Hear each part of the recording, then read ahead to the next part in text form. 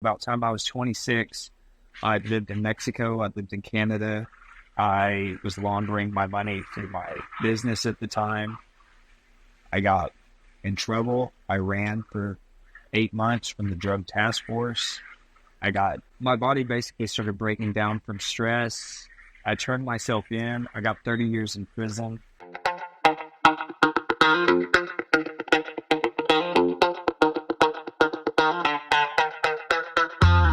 So welcome back to another episode of Daddy Issues. Our guest today is going to introduce himself and tell us a little bit about his story. Yeah. So my story's, I don't know, it's really unique. My name is Jason. I'm from Northwest Arkansas. As far as, I was intrigued, whenever your thing was called Daddy Issues, because I feel like I've got them from just different areas of the spectrum. I grew up alone since I was 13 years old, so I grew up with my own set of issues and neglect and stuff like that. And then grew into, now I've got my own daughter, and I'm a single dad now. I'm about 9 months into that. Like I said, my background, it was kind of rough. My dad was a drug addict and an alcoholic, and that took his life when I was 10. My mom, she had left before that. She came back, but she had already had her own family. And I ended up leaving whenever I was 13 just to kind of create my own life. I was just forced to grow up. I started selling drugs at 13. I actually started a lemonade stand in a pretty prominent neighborhood. And we'll just fast forward through a lot of this. It was pretty lucrative for me. So about the time I was 26, I lived in Mexico. I lived in Canada. I was laundering my money through my business at the time. I got in trouble. I ran for 8 months from the drug task force. My body basically started breaking down from stress. I turned myself in. I got 30 years in prison. Everybody's face does that. I'm walking down parole right now. I've got 9 months left. So out of that 30 years, because a lot of people, they try to keep up with the time frames. Out of 30 years, I only had to serve 3. I ended up getting kicked out of prison a year early. And these are kind of stories that I would love to dig into. I do motivational speaking right now. I go to different schools. Actually, the first place I spoke at was a school that expelled me whenever I was 16. So just kind of fast forwarding, I got kicked out of prison, and that day I got released is the day I met my now still current wife, and my daughter. Okay. So my daughter, who is not my biological child, she was a year old whenever I met her. Okay. Fast forwarding in my situation now, I'm going through a separation with her mom. I've got my daughter most of the time. She's my best friend. She is the best thing that ever happened to me. And I'm a very firm believer that, everything in my life, it happened for a reason. And the situation of us being together, you can't even write this stuff.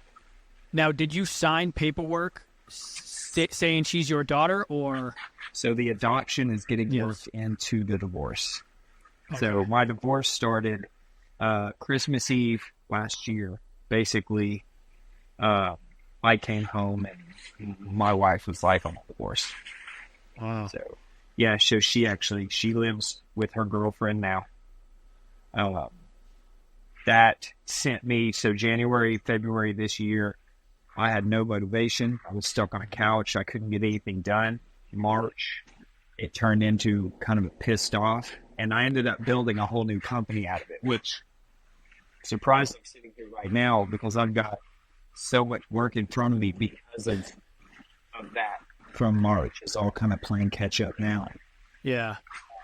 Man, do you feel, it seems like you have such a good energy, and you're very focused, especially like when something happens, you can sit there and cry, you can, use that as fuel.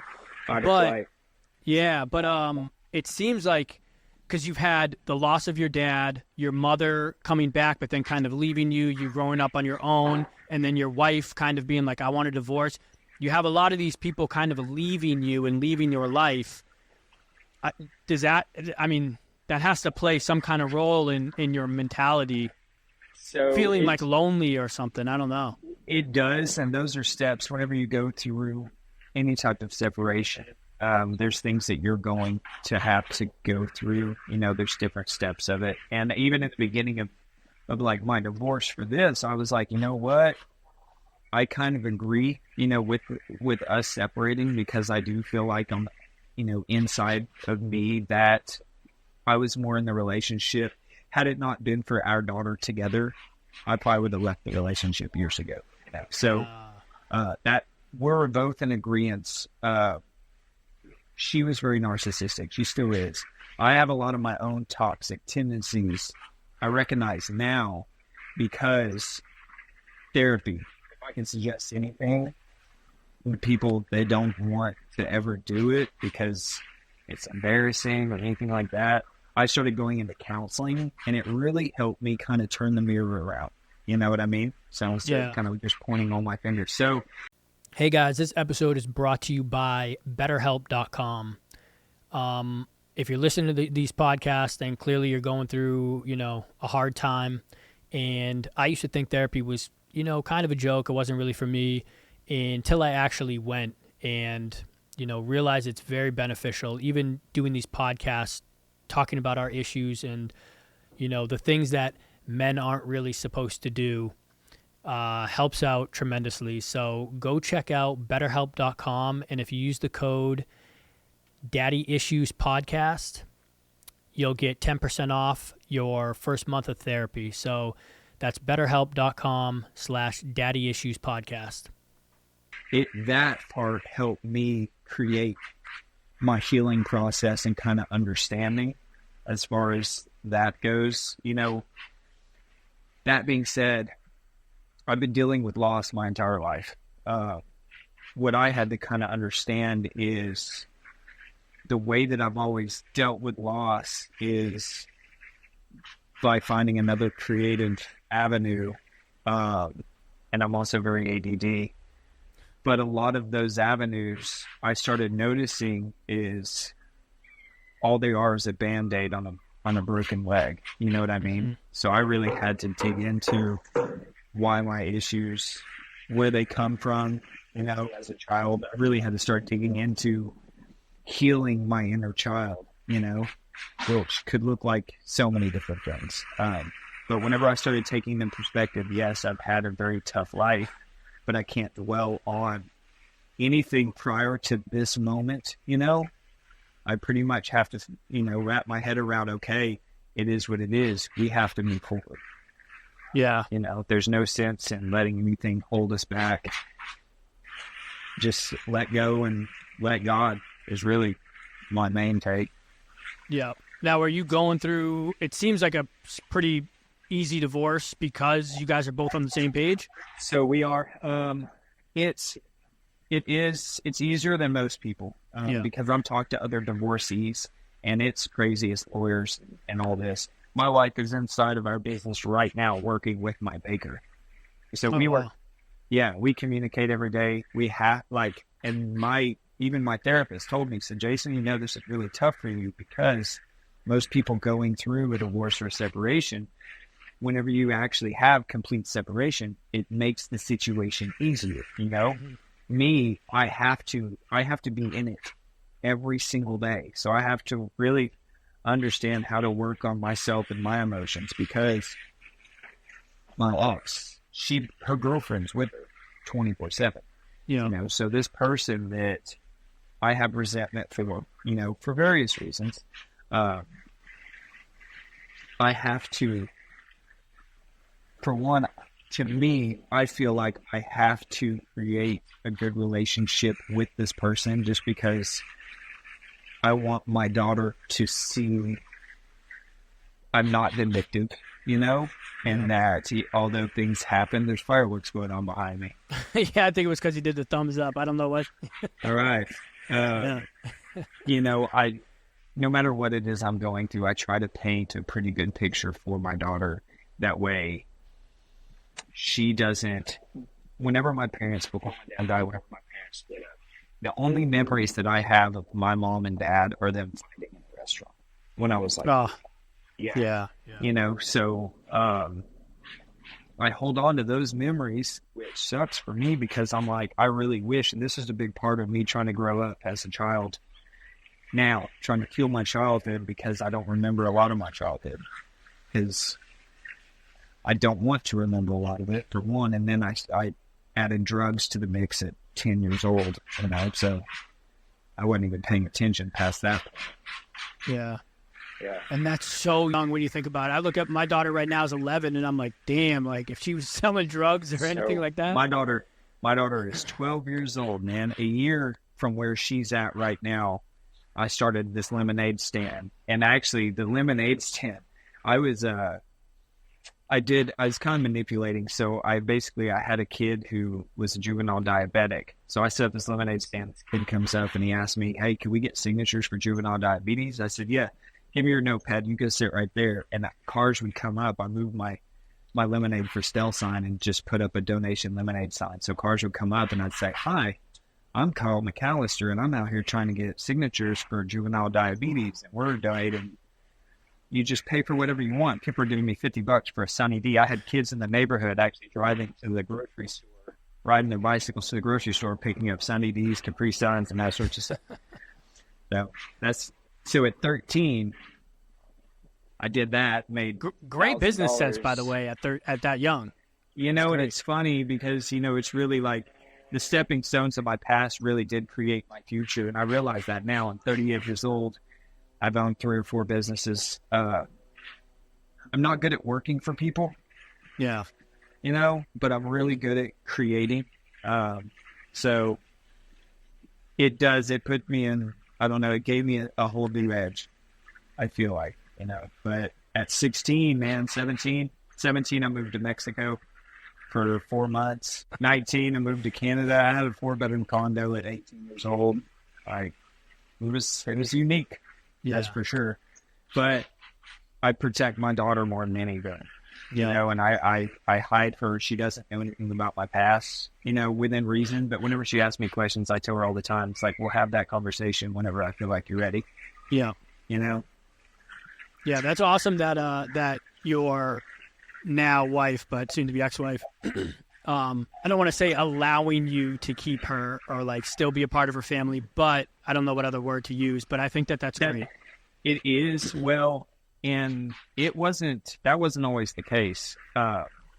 So in the beginning, this whole summer, they were taking really big advantage of, for one, going from one life to a complete another, and literally overnight, there's routines and systems and stuff like that you try to force what has always kind of been, whenever that's not even the case anymore. So for instance, this whole summer, so my ex's, her name's Caitlin, my daughter's name's Brooklyn. Okay. So Caitlin and Brooklyn, they were using me this whole summer because they're used to me being there to provide and protect and all that stuff.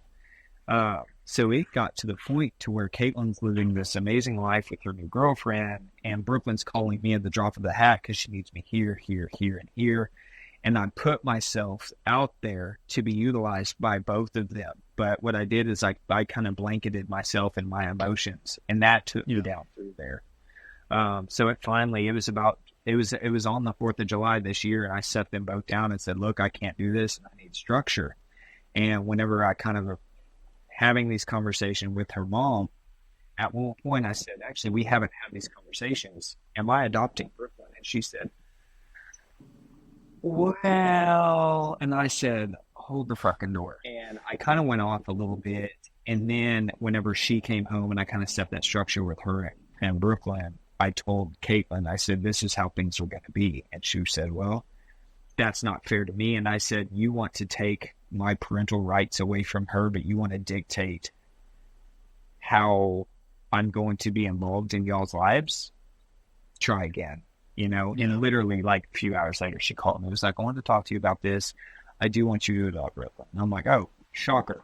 What it was she was trying to protect herself, because she's a very vindictive person. She assumed I would be the same way. And it really took her and I coming to an understanding. It's like, look, I understand it's like you want to be vindictive towards me or anything like that. Hey guys, real quick, if you can jump over to patreon.com/daddyissuesofthetruth, help support what we're doing, help support the channel, just so we can get as many dads as we can on the podcast and share their stories, and hopefully it's helping you guys out.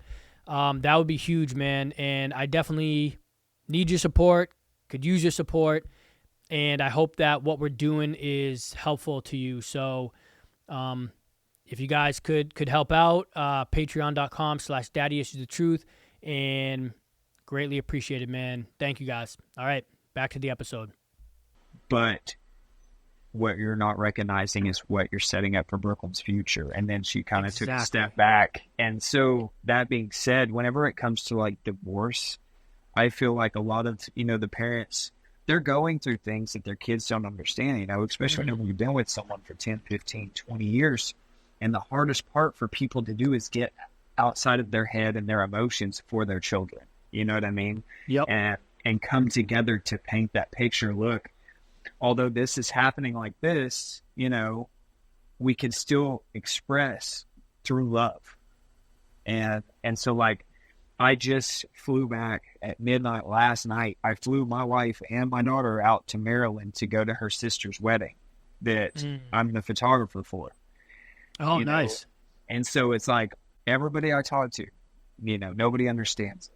How do you do this? How do you do this nice? Like, well, I swallow the pill because I understand that same pill that I'm swallowing is this, it's basically, it's the seed that inside of Brooklyn, I know how she's going to grow up if I don't swallow that myself. You know what I mean?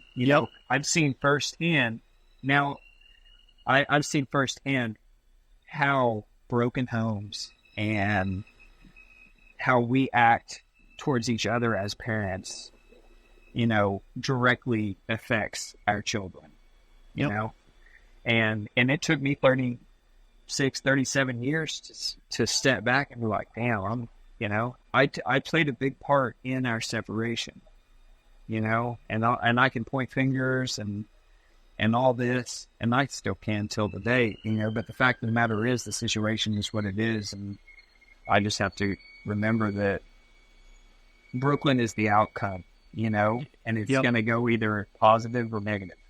It's great that you think that way. It's great that you are thinking about your child, and for your ex as well. She held all the cards. She could have said, no, you're not seeing her. I want this, I want that. But at the end of the day, she realized this is best for Brooklyn. Yeah. And I think that's great. Well, and at the same time, had I not thought, kind of premeditated my actions, during this whole situation, the outcome was going to play out differently. Yeah. I had to approach every situation very methodically. So whenever it came to her mom, because I wouldn't be where I'm at in our situation had I just blown the fuck up and been like, you know what, fuck you, I'm out. Or there's still things that she does and I recognize it. And I choose whether or not I want to communicate with her, because people do stuff to get under people's skins. People do things out of resentment, to be vindictive, to make them feel better, because people are fucking crazy, everybody's been grown up differently. So those are the things that whenever I found myself in certain situations, I was like, I really need to, what's the best way for me to handle this situation that's going to produce the better outcome for Brooklyn? Yeah. Yeah. Yeah, that's great. If you could give, I know you already gave some advice for therapy, but if you could give some advice to any dads out there, what would it be? Pay attention to your children, and especially in the early years. I have so much regret over the past decade on how my daughter is raised, and whether you're married or not, you never know what tomorrow looks like, So the things that you can kind of instill in them today is where you need to keep your focus. Like, so for me, and I'm probably end up going out there, I focus so much on Brooklyn and her day-to-day and her emotions and understanding her emotions, because we only get X amount of years to be that person for them and instill, these values, in our children. And then they get to that age to where, so like my daughter now, I'm big on you make your own decisions and you live by that, Mm-hmm. So pay attention to your kids is my best advice.